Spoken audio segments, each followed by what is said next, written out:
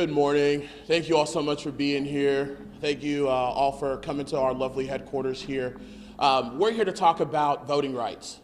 I know you all have heard a lot of things that have happened here in Harris County, and before we get into that, it's very important that we tell a full story. The other side is going to tell you what happened in one day. We want to tell you what's happened since the 87th legislative session. And actually, to be fair, what's happened since the 2020 election and feeding into the big lie. It's important to talk about what has been going on, particularly with our Republican-appointed Secretary of State's office, which, by the way, I'd love for the press to cover why we've had 3 in the last 4 or 5 years, to talk about the incompetencies that have been going on, to talk about Senate Bill 1, which they have, as you see in this election, it's working. The way that bill was designed, it is working. It's sowing mass confusion, not just here in Harris County, in Tarrant County, Travis County, Dallas County. And so go report in those other counties as well, too, of what's been going on and the high rejection rate of our vote by mail that has just been a complete disaster under our Republican state leadership. So we're going to tell the full story here. We're joined by the Texas Democratic Party, which is always on the forefront of making sure that we are being as aggressive as possible when we're talking about these things. So I'm going to introduce Texas Democratic Party Chairman Gilberto Hinojosa, and we'll have some other folks speak as well. Thank you, Mr. Chairman, and thank everyone for being here today. We're here this morning united as Democratic leaders, legislators, and voters to speak out on behalf of our Texas voters.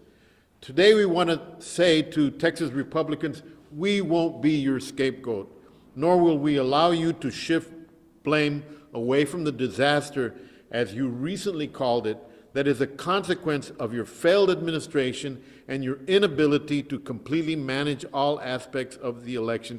This morning I sat down and I listened to the tape of that press conference yesterday, and the audacity of these people to say the things that they say. First of all, to question the qualifications of the elections administrator, when the very Secretary of State of the state of Texas claim to shame is having been the lawyer for Donald Trump in attempting to overturn the results of the election.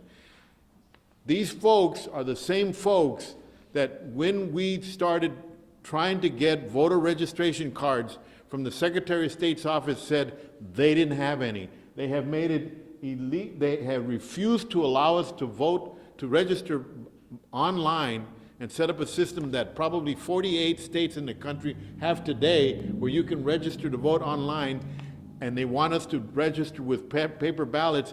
They don't have paper ballots in the Secretary of State's office. These are the same people who are criticizing the administration of the election here in Harris County, who, when we asked for the voter list to be provided to us, gave us a voter list that left out 300,000 voters from Travis County and Hays County and another 25,000 voters in counties across the state of Texas, and had no excuse for it whatsoever. These are the same Republican administration that passed a voting law that's SB 1 that made it extremely difficult for the elderly and the disabled to vote by mail.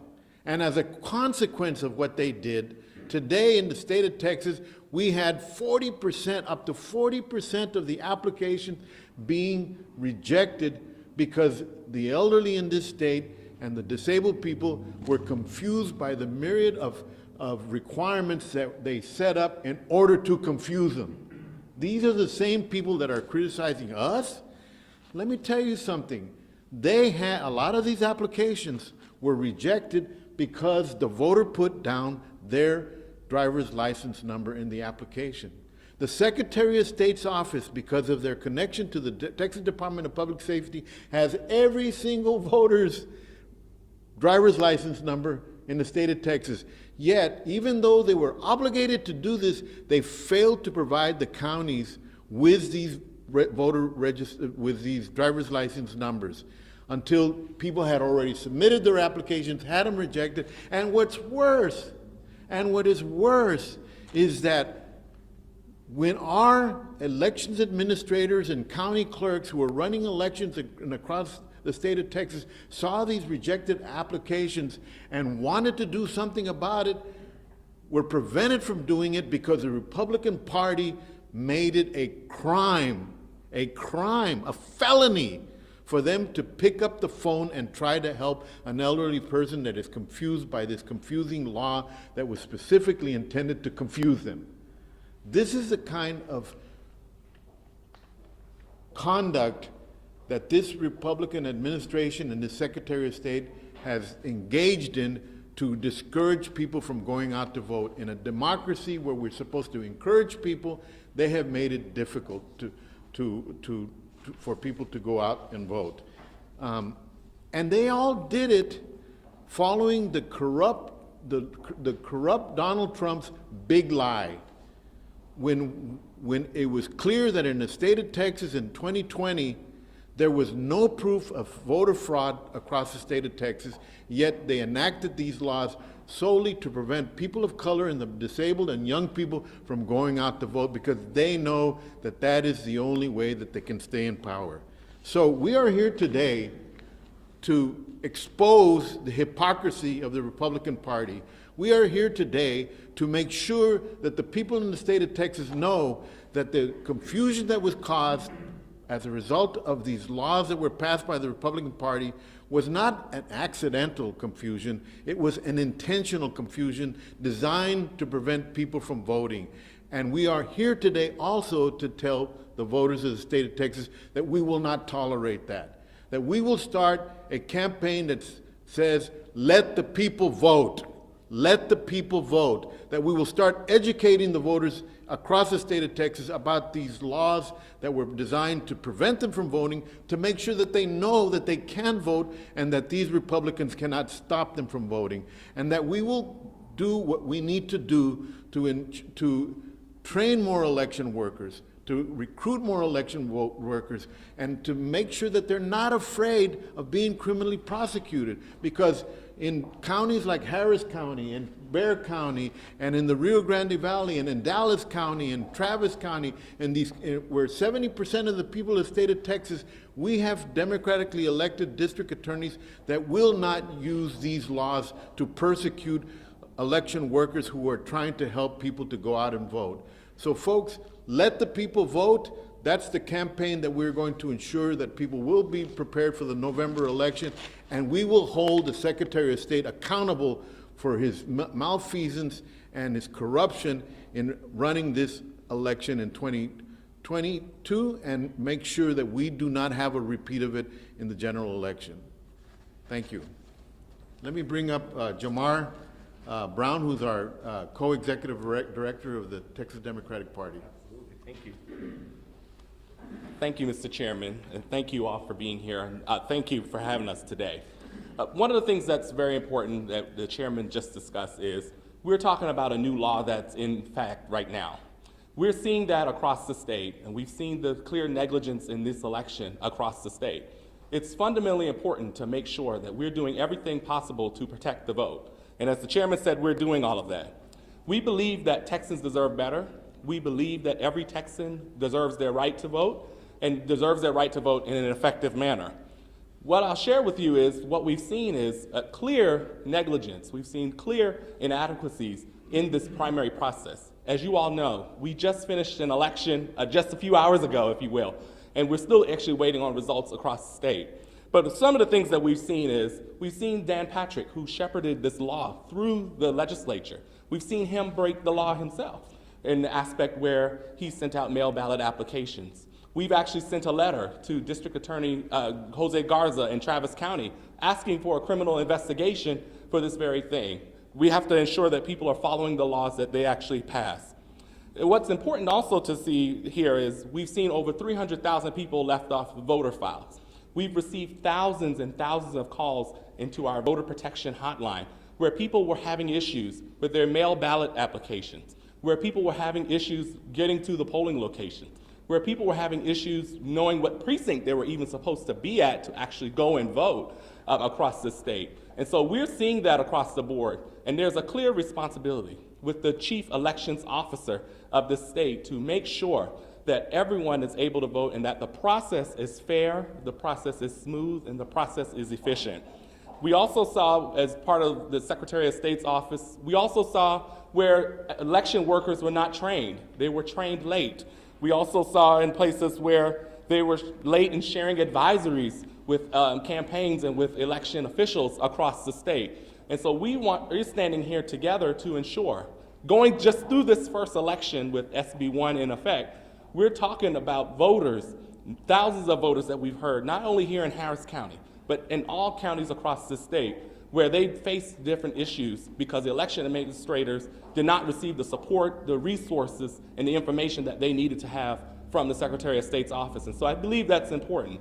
So as we get to not only the May 24th runoff and the November general election, there are some things that need to change, and we're going to make sure that we're fighting every single day, that we're working with elected officials and every election official in this state. We're going to make sure that we're helping to train more election workers. We're going to make sure that that's there so we have the staffing needed. And so those are things that we're looking to do and think, well, we have to do, because every Texan who wants to vote in May and in November, they should be able to show up to the poll and be able to do that. If you need to vote by mail, you should be able to do that and do that effectively. We've had people where they've had to go 2-3 times to be able to try and vote by mail or go into the polling location or to go and vote early. And so these inadequacies impact not only just our democracy in our state, but it impacts the people who want to participate in the democracy. And they deserve better and they deserve fairness. And so we're fighting at the Texas Democratic Party, along with our partners and allies every single day, to ensure that when people go vote, they have their fundamental right and that they're actually able to have their vote counted. So thank you all for having me. And before we move on to our next speaker, I also want to point out that Justin Concepcion from Senator Boris Miles' office is here as well too, because that's how important it is to talk about these things and to tell the full story. If she's ready, we'll have State Representative John Rosenthal come up and share his experience about what happened to him at the polling location. Thank you, Mr. Chairman. I'm John Rosenthal, Texas State Representative, House District 135 in Northwest Houston. So first, I want to talk about this bill, SB 1, that made it more difficult to vote in Texas. Just as a bottom line, in the state, in the one state of the United States where it was already the most difficult state in the union to register and cast a ballot, our state legislature emphatically chose to make it even more difficult to vote in this state. Voter suppression occurs in many different flavors and many different forms. Sometimes it's erecting barriers, sometimes it's intimidation and threats, and things of that nature. This bill has all of the above. It's basically pull out all the stops to make it as difficult as you could possibly make it to vote in this state. And the premise for that is based on a lie, and we all talk about the big lie, but the big lie here in Texas is that there's even a possibility of widespread voter fraud. So with a conservative party who's been in charge of this process for close to 30 years now, they're basically telling you, they're telling us that they haven't figured out how to run a safe and secure election, which is a bold-faced lie to begin with. There's no evidence of voter fraud. And if there was, our state's attorney general, who's under indictment himself, would have been able to find some after expending millions of dollars in resources over years of time to close less than a handful of cases of voter fraud. And I'm a numbers guy, so I always say things like, your chances of finding voter fraud in Texas are less than your chances of getting struck by lightning, and that is literally true. All right, so with all that said, there's more going on than just this SB 1 bill, this new law, because I don't know if you all saw this, but I myself had a problem with the data tied to my driver's license. I went to vote in the precinct closest to where I live, where I always vote. Like, clerks in this place know me, and I hand them my driver's license, literally the same piece of plastic I've been carrying in my pocket for about 4 years now. that worked fine in the last election, and they put it in there, and the election judge, a Republican person who I know personally, looks up at me with this strange look in his eyes, and I said, is there a problem? And he says, the data tied to your driver's license says you are not eligible to vote in this election. Like, I have a screenshot of that. It came up for me, a Texas state representative, on the voters, in the voting location, their information showed I was not eligible. So this is not a result of the bill directly. This is a result of a data screw up at the state level, which we're now finding out is much larger than we thought. And so this is obviously the reason that some of our mail ballot applications are being rejected, even if they have the correct information on it, because the wrong information is tied to the record.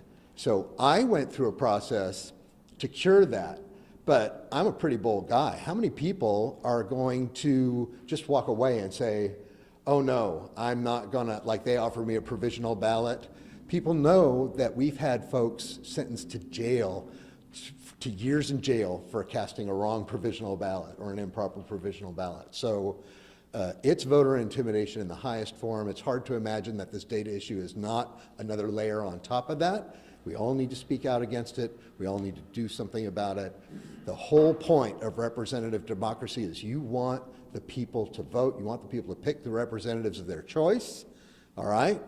And after Harris County employed a bunch of innovative, excellent methods, and we had massive record turnout. What does the state legislature do in response to record turnout in the state's most populated county? Make illegal all those things that we used to increase voter participation. It's wrong, it's morally unjust, it's unethical, and we need to fight against it. So sorry for running on so long. Thank you so much. Next, we'll have State Representative Jean Wu.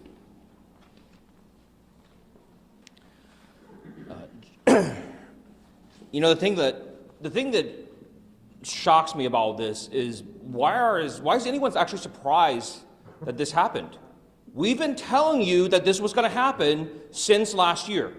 When we worked on SB1, or what would become SB1, the first session, the first special session, the second special session, third special session, we said time and time again, this exact thing would happen. And it all went to deaf ears for the Republicans because this is what they intended. We told y'all over and over again that hundreds of thousands of mail-in ballots would be rejected for no good reason of people who have been voting for decades because of their law. We told them that to their face over and over again. It was on the floor. We put it in amendments. We told them in back rooms. This is what they intended. Why are we surprised?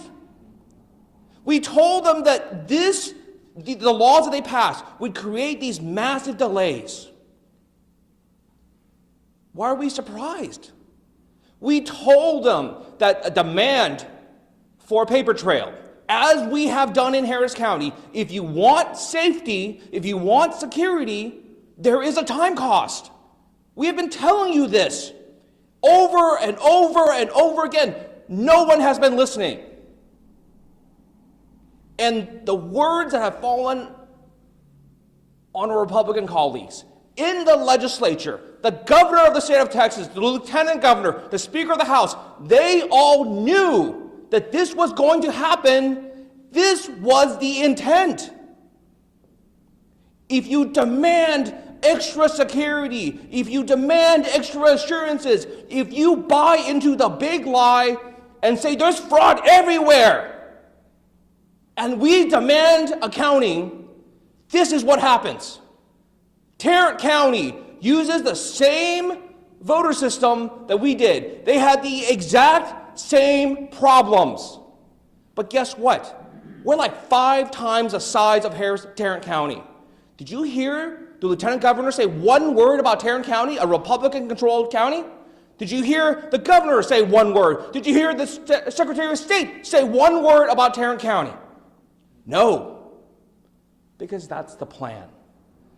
The plan all along, from day one, the plan that Democrats tried to derail again and again, going as far as to leave our families, leave our jobs, leave our homes for over a month to break quorum, to stop this legislation.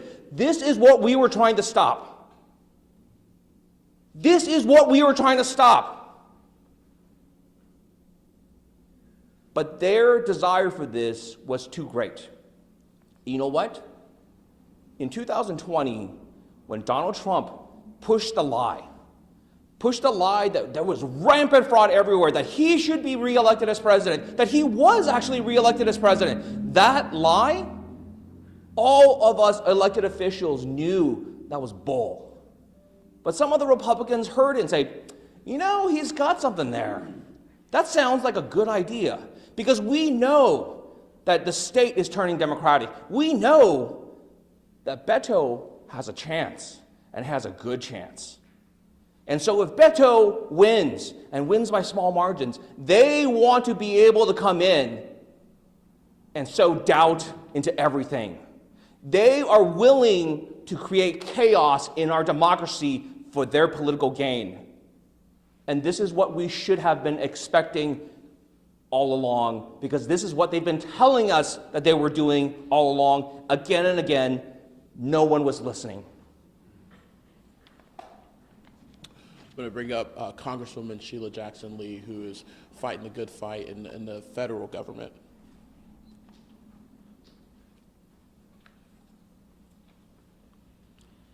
Shame has been brought down on the state of Texas for those who we hold in high esteem. And the shame is in disregard to President Lyndon Baines Johnson, who created an enormous opportunity to vote by the 1965 Voting Rights Act. When that bill was passed, it did not have a Democratic label or a Republican label. It indicated that you should not be barred from voting based upon race. Did not ask for your party. It wanted to open the door to voting to every single person. Bring shame on Barbara Jordan, Mickey Leland, who were only able to serve because of the 1965 Voting Rights Act. We were a state that opened the door to voting to everyone. And Barbara Jordan amended the 1965 Voting Rights Act for language minorities so that every single person who might have been prohibited from voting, Hispanics, can now be covered and reinforced by the federal law. Now we come to the moment of shame, when Texas is the hardest state to vote in the nation. There is no doubt. When every single voting time for the last decade, there's been voter intimidation, now reinforced, enhanced, put into law by SB 1. We are ripe for federal intervention. So let me explain the elements that have put us in this situation. If you recall, there was early vote. Early vote seemed to go smoothly, and it did, under the operations of the election administrator. You may say they're a Democrat. She has no label. Under the county government, because they decided that you could vote, Republicans and Democrats, in the same site during early vote. But that didn't cause enough controversy for our friends, Republicans. Besides criminalizing voting, they wanted to make it difficult. We must have a separate polling place. We're not going to vote with the Democrats on election day, primary day. We will get our own sites. And there lies the crisis. You had to recruit, you had to find sites, and it imploded on primary day. They didn't have enough staff. Their sites were in pocket holes where people could not find it. It might have been in the backyard, locked away behind a tree. It made it very difficult. You also have to realize that voting now has become criminalized. How intimidating it is to try to get a volunteer grandma who's done it all these years, and you put them through training and say, if you don't do this, if you do this, you're subject to criminal penalties. Shaming President Johnson, shaming Barbara Jordan, shaming Mickey Leland, shaming their legacy. Shaming Henry B. Gonzalez, shaming Ann Richards. And so having the hardest pathway to voting, and let me say to the media, doing a good job regarding the mail ballots, can you imagine the intimidation? We still wound up with a 30% plus rejection rate. Should a person who has every right, who has toiled, who has worked, who has heritage, who is a decent human being, who is a family person, who is elderly, who's a veteran, who's disabled, should they be denied the right to vote? We are living a nightmare. And let me be very clear. The paper trail was an issue like a decade ago. Things move slowly in government. So people today are not really familiar with why are we doing this? It was a big deal a decade ago. We want to make sure that our ballots are secure. Representative Wu is right. We responded as a county to the people's cry. We are stuck with the kind of machines we can get under this Texas jurisdiction of the Secretary of State, who happens to be aggressively Republican in this instance. That is not supposed to be their role. They are the Secretary of State that deals with unbiased, nonpartisan elections to help county governments around the state. So number one, we couldn't get any resources from the Secretary of State to be able to help in this instance. We're stuck with the machine. We didn't know that the paper was going to stick together. I got calls that I had to call because the scanning machine broke down, and persons not used to it, not because they're Republicans or Democrats. You know, I don't know where we got into this attacking each other about voting. It would seem that as Americans, we'd want everybody to vote. There was this symbol or this process that you could actually turn the scanner and reprogram it yourself. But friends, these are volunteers. These are not tech proficient, everyday in tech business volunteers. These are the kind of volunteers that America applauds. These are the stand-up guys that say, I'm going to come and help you during Election Day. These are the people we go in and say, thank you for being here. In the old days. And that's where the delay came with that paper trail ballot that you had to pull out. Remember, the longest ballot probably in the nation. And you had to walk and put it in. We could have gotten through the day if there had been joint cooperation, but just like the big lie that is still being the campaign promise of our opponents, the big lie, the immediate response was not to come together to get more time, but it was to sue, to embarrass, and to suggest partisan politics in voting. Well, you know what? There's a lady that integrated the Democratic National Convention from Mississippi, Fannie Lou Hamer. She said she wasn't going to take it anymore, and she was sick and tired of being sick and tired. Democrats want people to vote. We want Harris Countyans to vote. We want Houstonians to vote. We want Texans to vote. We have not stood in the way of voting. Thank you to all of the state reps for running for justice, for leaving for justice. I won't say fleeing, for going for justice, because they wanted all of us to vote. It is frustrating to have now to come home to this divisiveness where our chair has to come down from Austin to bring truth to this county. There were election workers that had to go to the hospital because of the stress, because they wanted to do right. And I am not going to let them take the hit on this. This was a purposeful attempt to politicize elections. This was a purposeful attempt to quash the legacy of this state, which was, as big as we are, we want everyone to vote. And the most serious of this, and it is well documented, you can be criminally prosecuted. And there are Republicans today that are pursuing Democratic precinct chairs and judges on nonsensical reasons. But you know how intimidating that is? How scary that is? So let me indicate that I do think that the Department of Justice is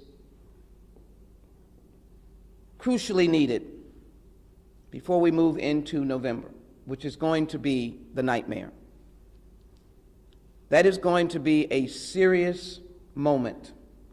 Let me remind you, poll watchers will be able to interfere inside the poll with voters, people who are assisting, the judges.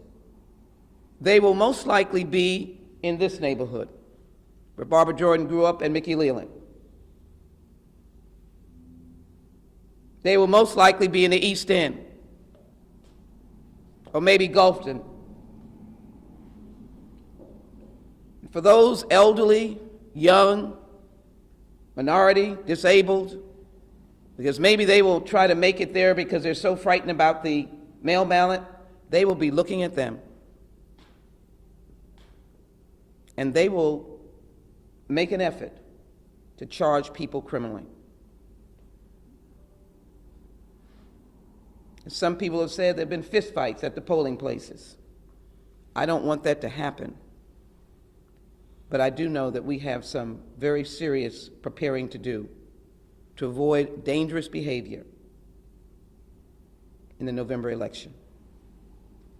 And I think it is imperative that the Department of Justice look seriously at the behavior of the Secretary of State and the state elected officers interfering with Harris County, not in a way of helping, but in a way of distracting and intimidating. So my message is to voters that no one can take your precious right to vote from you.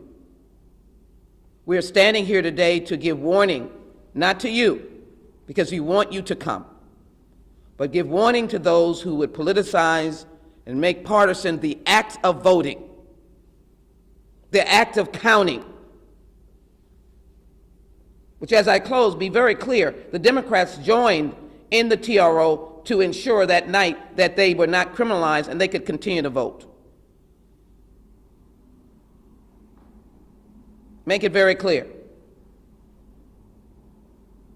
And if that would have been the news story, then I would say that we're on the right page. We're not. And so in the name of those we hold in high esteem, in the names that I have just called, in the names of the people standing here, in the names of our veteran, 95 years old, who almost could not vote but for his daughter re-registering him to get a number that he could put on the mail ballot application, in their names, we are not going to stand idly by while voters are taken advantage of, while precinct workers are taken advantage of, because it is our birthright. And as others are fighting in countries far away, being bloodied because of their stand for democracy, losing lives under siege, it breaks my heart for the Ukrainian people. Then we have, at least minimally, to express our fight to ensure that justice is done when we vote and that we're not labeled Democrat and Republicans. We're labeled Americans and Houstonians and Harris Countyans, and we are going to vote.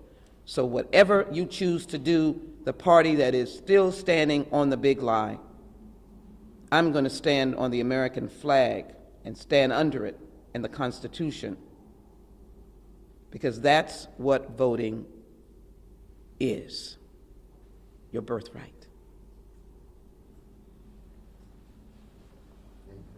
Thank you, Congresswoman. Next up, we have former County Clerk Chris Hollins. Good morning.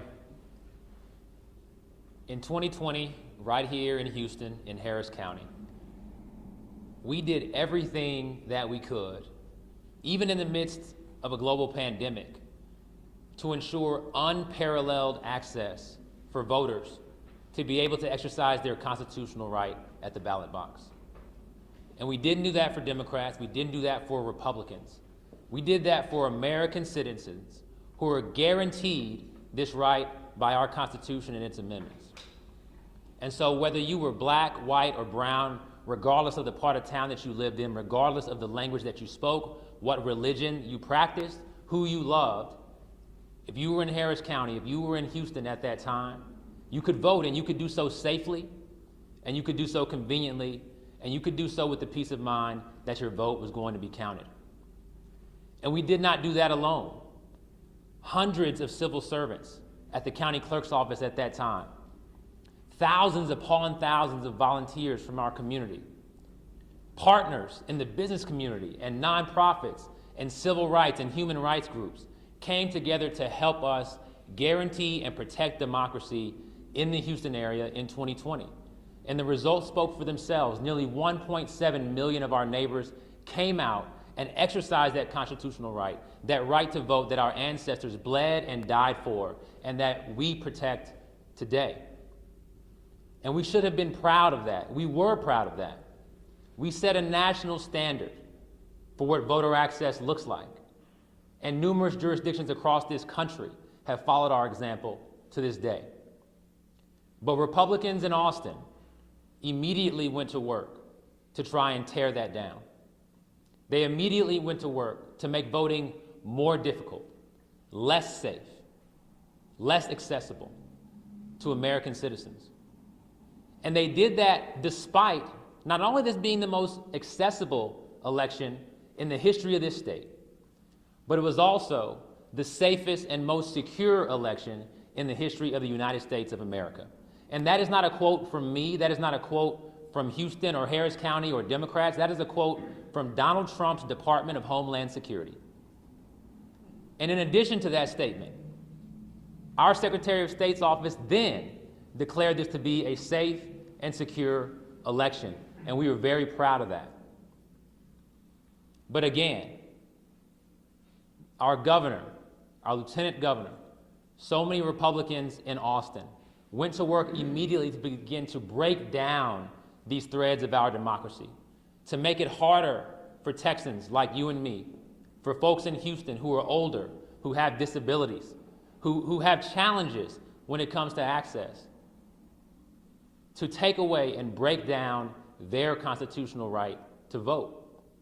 And the folks behind me, our colleagues in the House, they wouldn't stand for it. They broke ranks.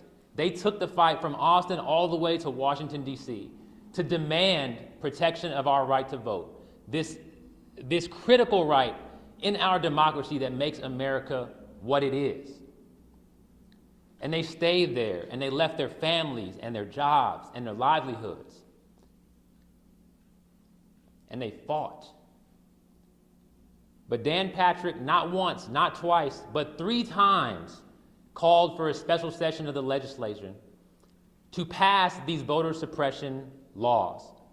And these laws are rearing their heads today, and these laws are having their exact intended effect, which is to make it harder for folks like you and me to vote. Now, the job of an election administrator, and I can tell you this firsthand, it's a very difficult job. It is a tough job. And across Texas, across these United States, there are Republicans and Democrats and probably folks from any other party or independents who do this job and who work hard to protect our democracy. And we should be supporting those who do that work and their staffs, who protect democracy for us, who provide access to us. We should be providing them with the resources and the gratitude and the dignity that they deserve for doing that tough job. And we're not doing that right now. Our Secretary of State is actively working against election administrators here in Texas. And across this state and across this country, there are election administration offices that are woefully underfunded. Harris County, we dedicate resources to this. This is very important. But we have peers in Texas right now who they don't even have a sign outside of their election locations to say vote here because they can't afford it. Is our state providing those resources? No. And I want to say thank you to Representative Sheila Jackson Lee for signing on to a letter to President Biden to demand those resources, the billions of dollars that are needed across this country, to make voting accessible and to ensure democracy for all Americans. But we certainly care about the rights of Texans and the rights of folks here in the Houston area. And we're not going to take no for an answer.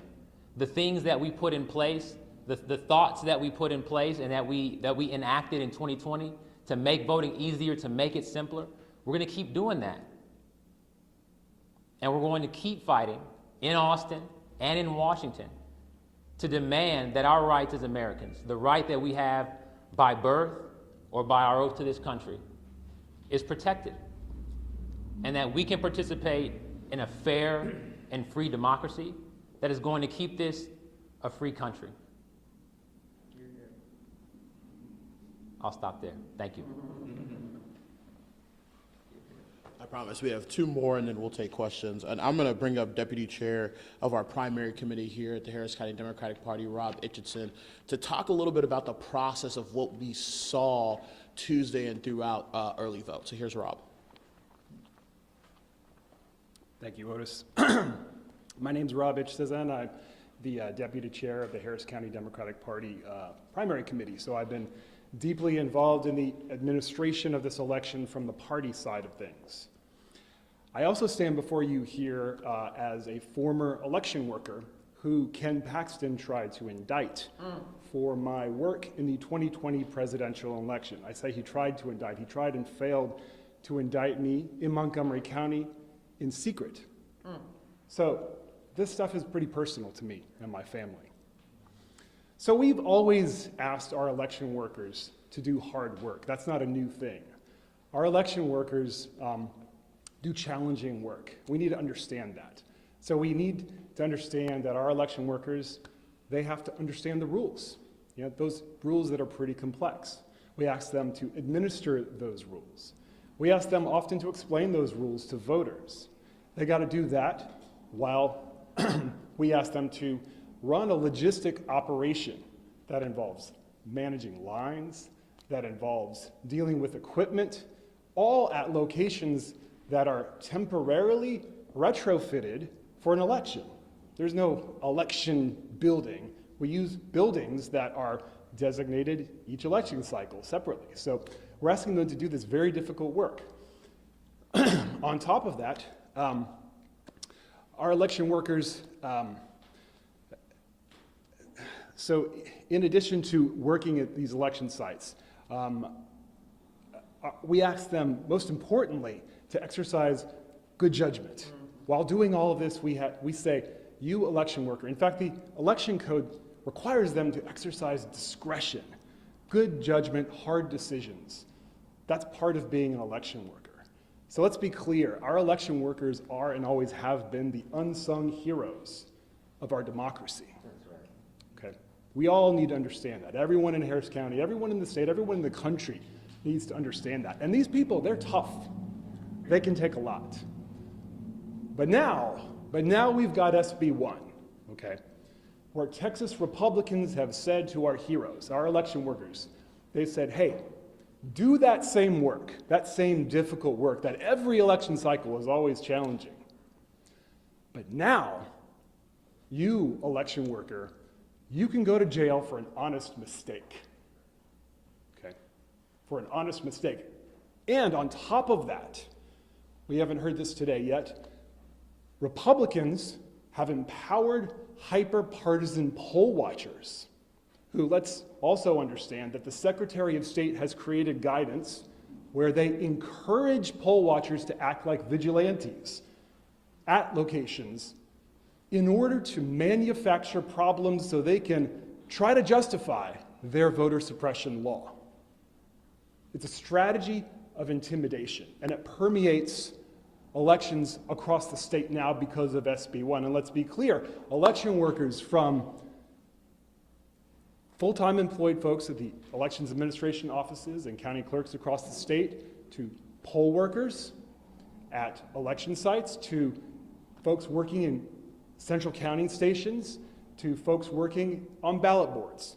All of them now operate under the specter of SB1. That good judgment we ask them to exercise, those hard decisions, those choices we ask them to make, they now have to make those choices knowing that the most partisan and lawless attorney general this state has ever seen might decide that they are a witch worth hunting.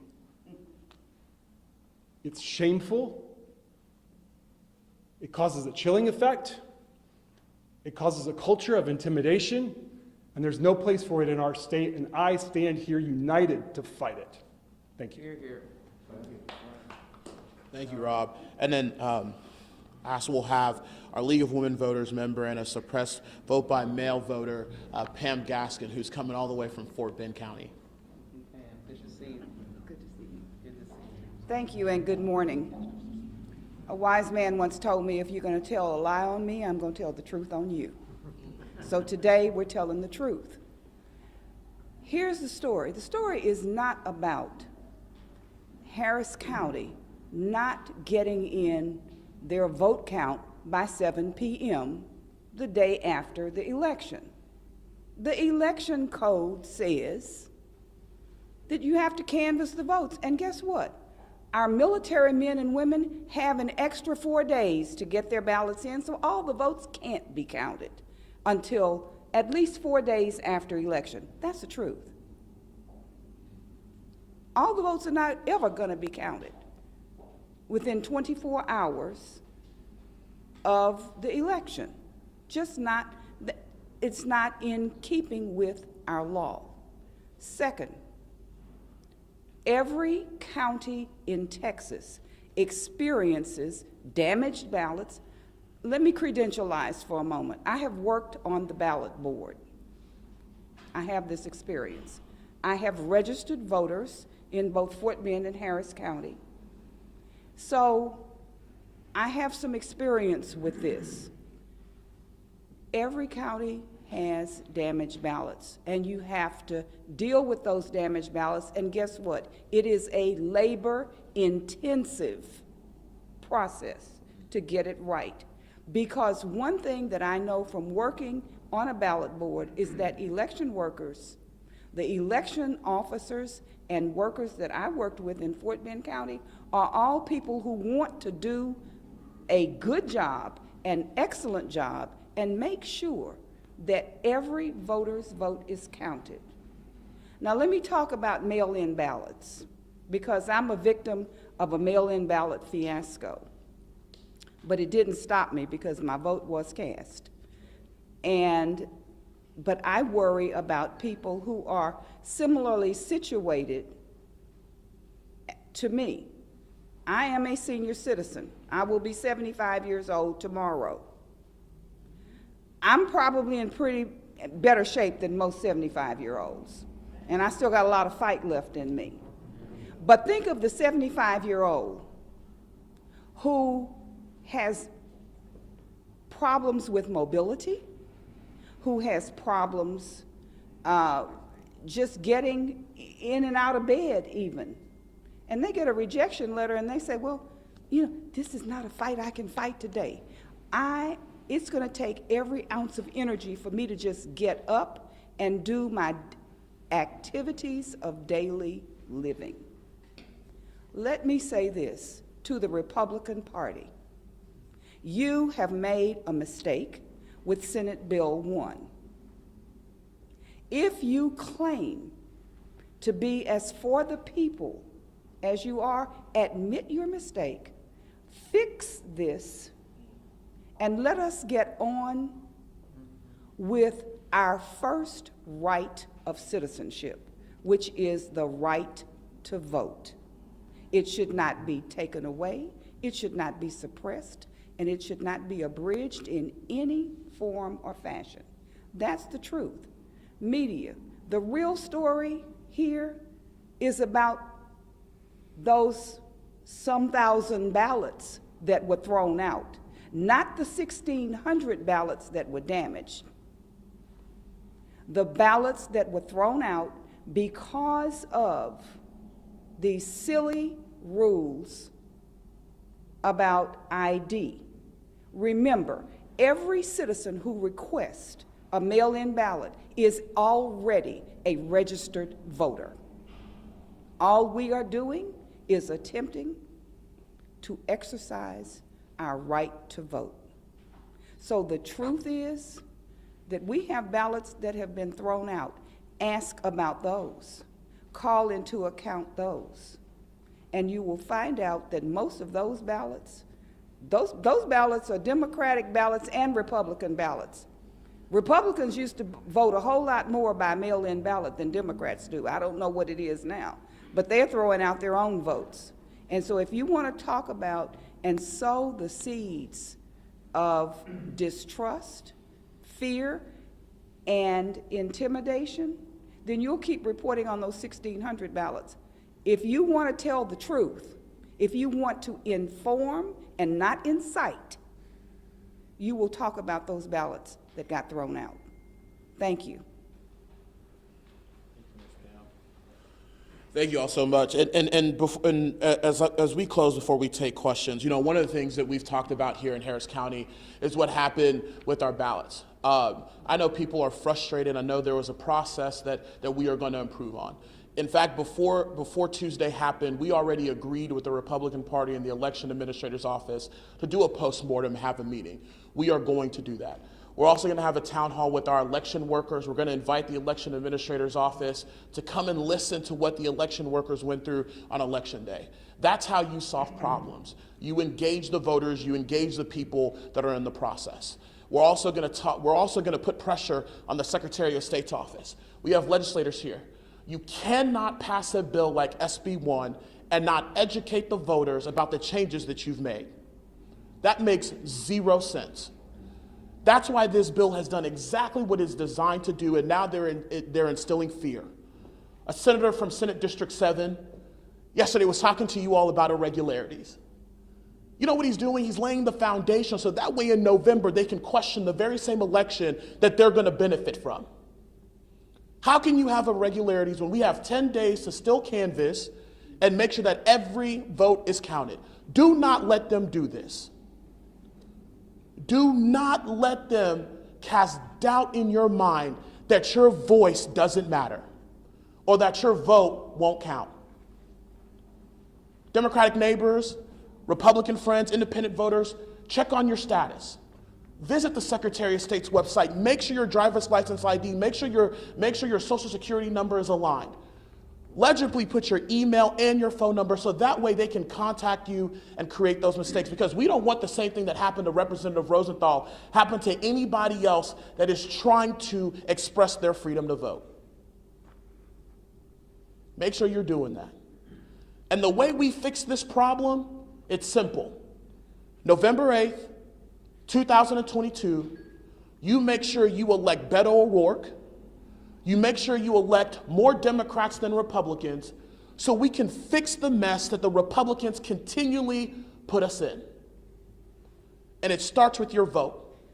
If you want Medicaid expanded, if you want your wages raised, if you want public schools adequately fixed and funded, if you want your grid to finally be fixed so we're not in PTSD mode at supermarkets lined up in lines because we're afraid of freezing to death, or this summer where we're going to see record numbers of heat, elect Democrats up and down the ballot. Every time Democrats are elected, we deliver. That's not opinion, that is fact. That is absolute fact. So do not let these Republicans come to you with irregularities and things like that. There's a process, we are human, and we're gonna fix it. We're gonna talk to each other, and once again, Democrats are gonna clean up the mess that they've created. We'll take questions now. How frustrating is it to have, the souls of distrust being sent from the top and the state level down to the county level, especially here in Harris County with the tax being, on the elections administrator and as well as Judge Lynn. Yeah, it's very frustrating. We've had calls since September, I believe, Rob, with the Republican Party, with the election administrator's office. Look, we're going to get better at this, but it's frustrating. We had a conversation with the Secretary of State's office the day of the election. Next thing you know, on Twitter, we find out that they put out guidelines. Instead of coming down to help, having a conversation, they ran to Twitter because they wanted to be ahead of the PR game. This is not a joke. People are trying to vote. They're trying to exercise their freedom. But we know exactly what they're trying to do. So it's very frustrating. I think you can see from our speakers and our elected officials, we've been screaming about this since Donald Trump's been telling everyone that this election, the 2020 election, was a lie. So it's very frustrating, and we're gonna rectify the situation. We're gonna talk to our voters, and we're gonna make sure Democrats come out here in 2022. Yes, sir. Can we say that the Democratic Party is not calling for Isabel Longoria's resignation as the Republicans are, but you still want to fix the problems because there are voters that are wondering if this is going to happen again in November. So are you saying that we should keep Longoria? First and foremost, I think it's very rich that the Republicans called a press conference to fire election administrator when Stan Stannard was in charge of elections for over a decade, and we didn't wait till 4 o'clock in the morning to get election results. So I think that's very hypocritical on their part. Secondly, what I've told everyone is that we must do an analysis of what happened, what we can course correct. We're not in the business of calling for people to be fired when we haven't done an investigation ourselves. Our county commissioner's court hasn't done that. Our elected officials who will be involved in the process, we haven't even heard back from our election workers. Yes, we've gotten emails in spurts, but we want to make sure that they're together. We hear what is happening and let the elections administrator be a part of that process. So I'm not here to engage in hysterical comments and hyperbole, because that's exactly what the Republicans want to happen. I was there at the press conference yesterday, and you want to say something? I do. Yeah, I do. Get your question out, and then. I was going to ask Mr. Holzer Right. to say it in Spanish. Yesterday, I was asking the state senator, Betancourt. and he couldn't tell me if he was thinking that there was fraud in this primary election. But then I heard another representative of Texas, of the state legislature, saying that he hopes there's no malice in all these problems. What do you say to those that are still saying to the voters, hey, they might cheat on you again? Yeah, I'm going to yield to Chairman Hinojosa, and I'm going to try to answer the frustration question. But I do want to acknowledge all of the persons who have come here this morning. Representative Wu and Rosenthal. Rob, I think, is a chilling story as to the point that I'm going to make. And thank you, Chairman. It shows we're in the fight. All of you, Chris, representing Commissioner Ellis's office, Senator Miles' office, but you're friends of Commissioner Ellis.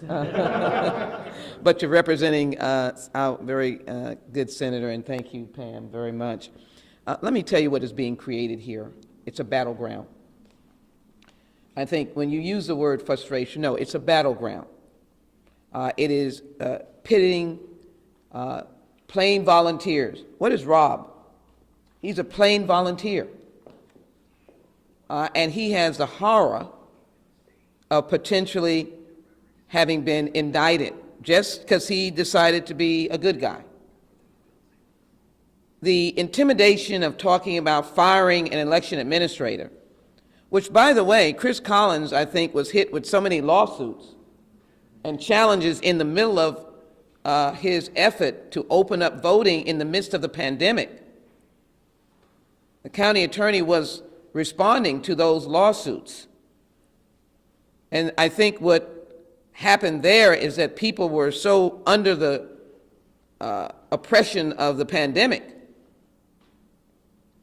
that they couldn't get into the big lie because they were trying to survive, and he was helping us survive through the election, which turned out to be contributing to the largest turnout of votes in the history of the United States.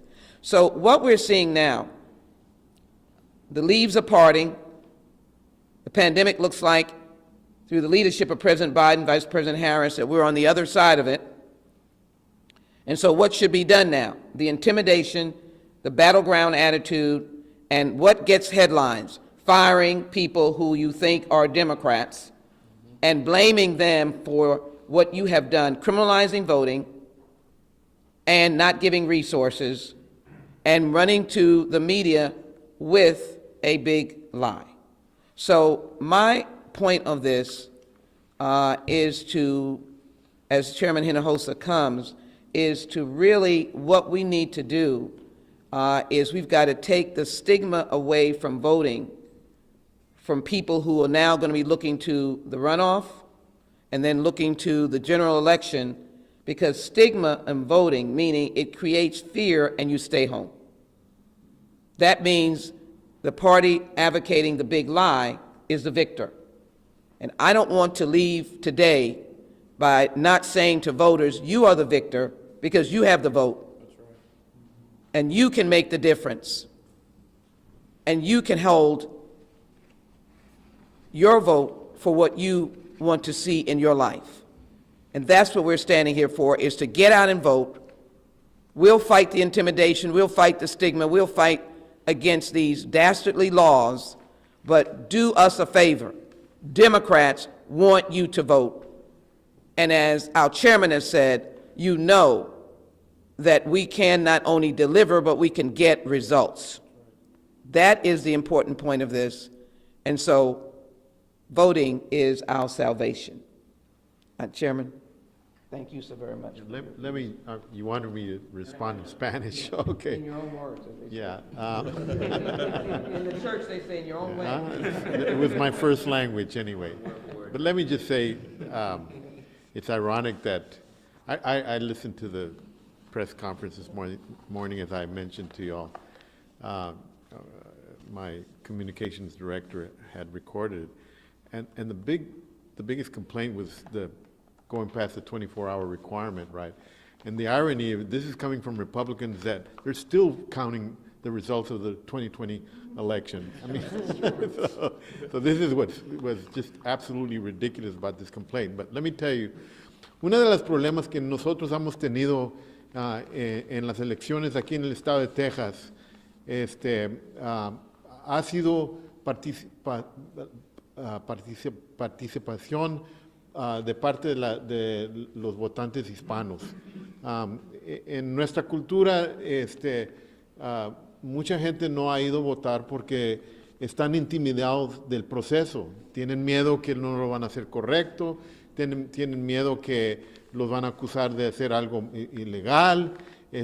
Y mucha gente trabaja muchas horas, salen del trabajo y a veces no piensan que votar es importante. Y nosotros en los últimos 10 años hemos trabajado bastante duro para tratar de convencer a nuestros votantes que el proceso de votar es muy importante para sus familias y para su comunidad. Lo que han hecho los republicanos en esta ley de SB1 es pasar una ley para hacerlo más difícil para nuestros votantes para que vayan a votar. Entonces, ahorita estamos en una batalla tratando de convencer a votantes hispanos que vayan a votar.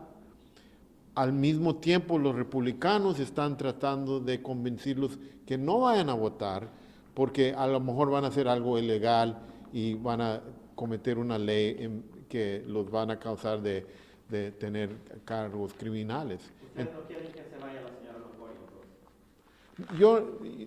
Yo digo esto. Esta es una cosa que los republicanos han tratado de hacer para quitarse de la realidad de lo que ha pasado aquí. Esta ley es lo que ha causado los problemas, no esta persona. Esta ley que el intento era para prevenir, para parar hispanos y gente de color de votar. Ese es el problema. Ellos saben bien que ese es el problema. Ese era el intento de ellos, pero saben bien que los resultados enseñan que su ley está trabajando.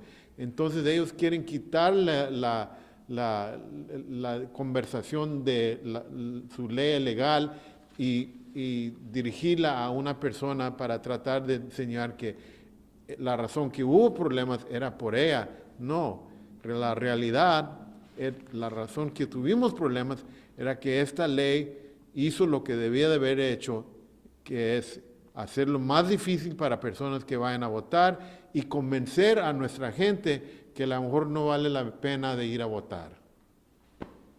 Follow up on JJ's question. Notice you covered this a little bit, but I want to see, might be able to hear from Chris. You've been an elections administrator before. You know how difficult this is. You also worked with Isabel Longoria. Can you respond just to the characterization of Tuesday's primaries being, in Republicans' words, a fiasco, and also their calls for Isabel to resign or be fired? Yeah, I just want to repeat the job of the election administrator and the entire staff, because we're talking about hundreds of people and thousands of volunteers, is an extraordinarily challenging job. And to execute an election at the scale and magnitude of Harris County is even more difficult than one might imagine. And I identify with the long nights and the long hours that it takes to do that, and to do it well, and to do it correctly. And so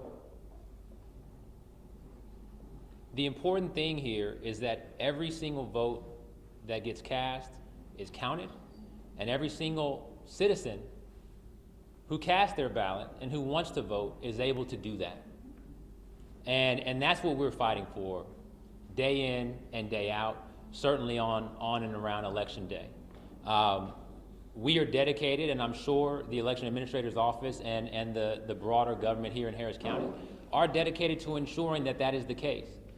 Continuing to do everything that we can, despite this voter suppression law that exists now, despite Texas having already been the most challenging state in the country to cast a ballot, to ensure access, to ensure that everyday citizens can come out and cast their ballots and participate in this process, and to make sure that those votes are going to be counted. And that's going to happen right here. Wait. A fiasco is if 30% or up to 50% of mail-in ballots get rejected. That's a fiasco. Getting results a few hours later than we normally expect them is the process that we pay for when we demand a paper trail. We got exactly what we asked for. We got exactly what we paid for. You want a paper trail? You want a paper receipt? This is the cost. The end. It can be made a little smoother. It can be made a little faster. But you need to expect longer delays in reporting because the Republicans demanded a paper trail. Because of the big lie, this is the result. A fiasco would be if we lost ballots. A fiasco would be if we miscounted ballots. A fiasco would be if entire boxes of ballots went missing. None of that happened. The ballots were delayed. The count was delayed. The results, the reporting was delayed, and people got antsy and had to go to bed. Boo-hoo.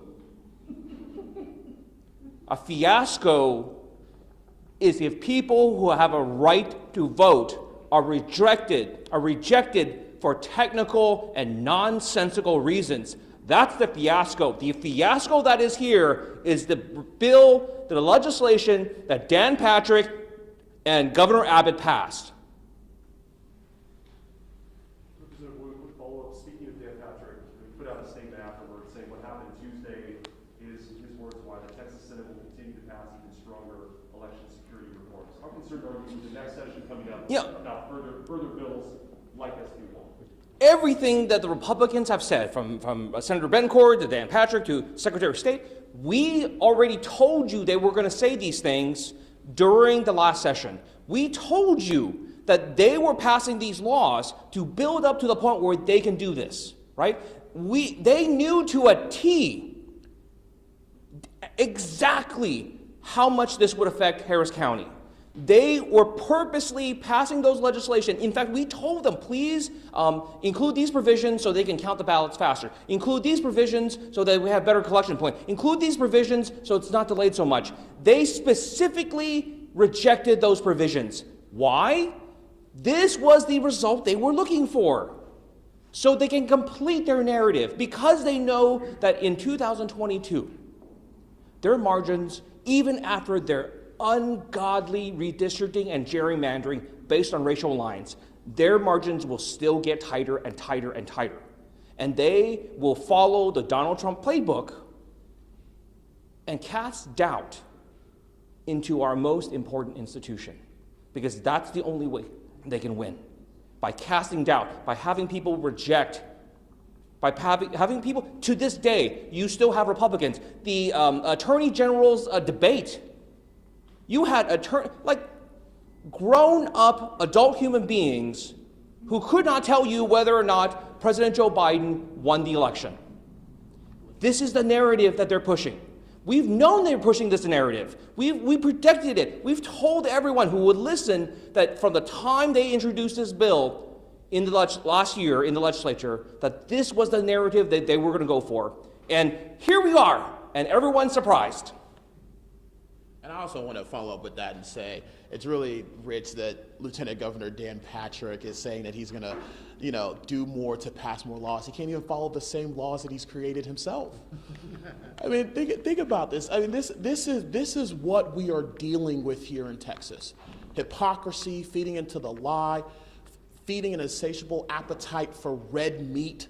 When Texans have over and over again rejected that. So, as Dan Patrick, he's going to actually follow his own laws this time and then come back to us about creating new legislation to make elections more secure after their own appointed Secretary of State said it was a safe and smooth election. And by the way, said that we should credit election workers around the state for being creative and innovative during a global pandemic. These are their words. And Pam has something to say too as well. Dan Patrick told us what they're going to do. When he had his campaign send mail-in ballots unrequested to voters, and then had an envelope that sent them to the Secretary of State's office. This man has worked in state government long enough to know that the Secretary of State's office does not process ballots. When asked why they did that, he said, because we don't have trust in these Democratic-controlled counties. He has laid the groundwork and told you that the big lie, Texas style 3.0, is to cast this doubt on Harris, Dallas, Travis, and those counties that are led by, I don't know what Isabel Longoria is. Isabel Longoria, as far as I'm concerned, is a nonpartisan elections administrator who is only trying to get every vote counted. I am a member of the League of Women Voters. We believe that democracy works best when everyone who can vote does vote. Then we will have true representative government. What we have now is the legislators, the Republican legislators, trying to select their voters instead of the voters selecting their representatives. That is what you should ask Dan Patrick about. And we'll take one more question, and then if y'all want to do individual wrap-ups, you can. So we'll take one more. With the petition that was called a few days ago on the primary that delayed the vote count, I guess, what was the process like for you guys in getting that news? And how difficult is that as an elections administrator to have to deal with the delay, that lengthy of almost a 2-hour delay in counting votes? You're talking about the petition? Yeah, on Tuesday they petitioned petition that the county impound the voting. Oh, the records. courts Yeah, to yeah. extend it. Yeah. Yeah, I mean, look, the reality is that, and just to make it a long story brief, is we just want every vote counted. We just want every vote counted. And this was a bipartisan effort, too. We filed TRO, they filed TRO. Like, this was a bipartisan effort. Now, theirs was a little different. They wanted to just keep throwing people under the bus. But the reality is that we just wanted votes counted. We wanted voices heard. Both parties had highly contested primaries. We needed all votes counted. And that's just what it was, just simply as that. One attack on the EA's office or anything like that. We have a 2-page system in Harris County. Paper, ink smudge. We have new laws, new office, new machines. So we need some time to make it work out. And again, when you tell the legislature, the Republican-led legislature, because the other thing that bothers me is we got to stop saying it's the legislature. We had 57 Democratic members leave the state of Texas because of the stuff that they were passing this last session, particularly SB1. It's the Republicans.